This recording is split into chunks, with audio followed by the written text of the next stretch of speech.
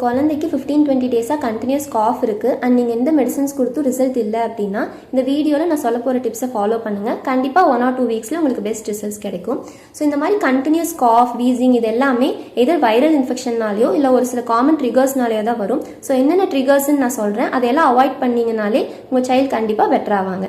So number 1 என்னென்னா strong smell. அது என்ன ஸ்மெல்லாக வேணால் இருக்கலாம், பர்ஃப்யூம் ஸ்மெல் இல்லை பெயிண்ட் ஸ்மெல், ரூம் ஃப்ரெஷ்னர்ஸ், இது எல்லாத்தையுமே அவாய்ட் பண்ணிக்கோங்க.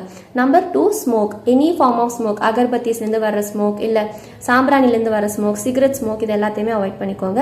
Number 3 dust. ஃபார் எக்ஸாம்பிள் உங்கள் வீட்டு பக்கத்தில் ஏதாவது கன்ஸ்ட்ரக்ஷன் ஒர்க் நடந்துட்டுருக்கலாம். ஸோ அந்த டஸ்ட் வீட்டுக்குள்ளே வரனால கூட குழந்தைங்களோட ஏர்வே ட்ரிகர் ஆகலாம். நம்பர் 4 என்னென்னா சடனாக டெம்பரேச்சர் சேஞ்ச் ஆகிறது, அதாவது சடனாக ஒரு கோல்டு கிளைமேட்டுக்கு அவங்களை எக்ஸ்போஸ் பண்ணுறதை அவாய்ட் பண்ணிக்கோங்க. நம்பர் 5 என்னென்னா உங்கள் வீட்டிலேயே இருக்கக்கூடிய இண்டோர் பிளான்ஸில் இருக்கிற மோல்ஸ் கூட அவங்க ஏர்வே ட்ரிகர் பண்ணுறதுக்கான சான்சஸ் இருக்குது. ஸோ இதையெல்லாம் அவாய்ட் பண்ணிவிட்டு 1 or 2 வீக்ஸ் வெயிட் பண்ணி பாருங்கள். கண்டிப்பாக உங்கள் சைல்டோட சிம்டம்ஸ் இம்ப்ரூவ் ஆகும். தேங்க்யூ.